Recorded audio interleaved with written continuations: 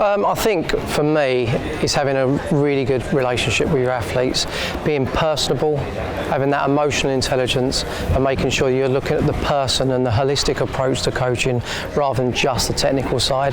That's the most important thing for me for being a coach, because you want the gymnast to feel, or the athlete to feel happy.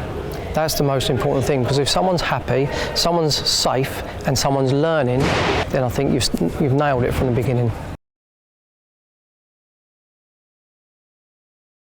So Max was 12 when he started, when I started coaching him, and actually he wasn't one of the best in the group. He was probably sort of 4th or 5th, and even technically he wasn't as let's say physically gifted as some of the other athletes that we worked with. But over time I realised one of the things that he had was the ability to perform under pressure and the ability to consistently approach training.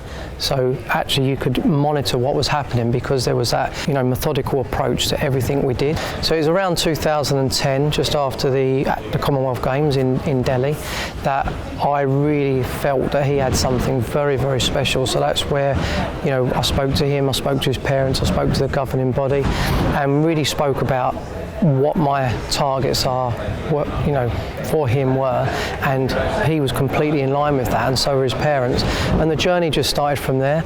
And every time he went away I'd get comments like, oh, he's a little bit scruffy in training, or he doesn't look like the best athlete. Every time he went into the competition arena and put his arm up, he was by far the best. Even if he wasn't winning, he was the best competitor, you know, by a country mile.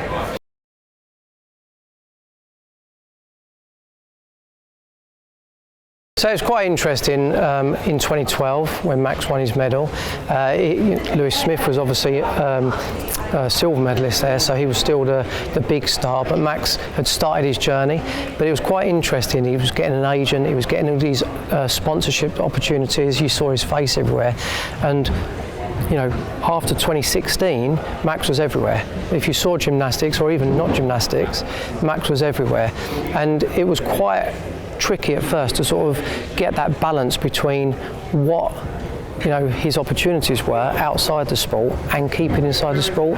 One thing Max was really, really good at was putting all of those opportunities to the side when that performance window was there, and really focus on preparation. As I said, preparation is absolutely key. But it's really, really nice now, because what that's done is create a whole legacy in the club and a whole belief that things are possible. And it's just crazy that we've just gone to a Commonwealth Games and it wasn't just our top athletes and a coach, or maybe just the top athletes. We had 9 people representing the club out of the Commonwealth Games. We had 4 athletes that won 4 gold medals and a bronze medal between them. I had 2 coaches down there on the floor, 3 coaches down there on the floor, one representing Jamaica, one representing Scotland and one representing England. I was there myself, and of course Max was all over the telly with the BBC and doing the presentations. Big star at the opening ceremony. And for me as director and the person that sort of was in the driving seat all those years ago, was an incredibly proud moment. And it just shows that succession planning is just as important as that one bit of coaching. So this didn't just happen by chance. I really wanted there to be a legacy, and of course that legacy creates interest. So the more interest there is, the more kids come through the door, the more kids you've got, the more opportunity there is for them to enjoy our wonderful sport, but also find the next Max, if you like. But you had Courtney Tulloch, and he was King of the Rings again, retained that rings title. You had Georgia May Fenton for England, and she retained her bars title, and both of those also won the team title. But I think it was quite special for George, because that was a history-making moment. No one's ever done that before on A-bars. Then we had Shannon Archer, who was there, and she won an historic bronze medal, the first ever medal won by a Scottish athlete at Commonwealth Games, Scottish female athlete at Commonwealth Games.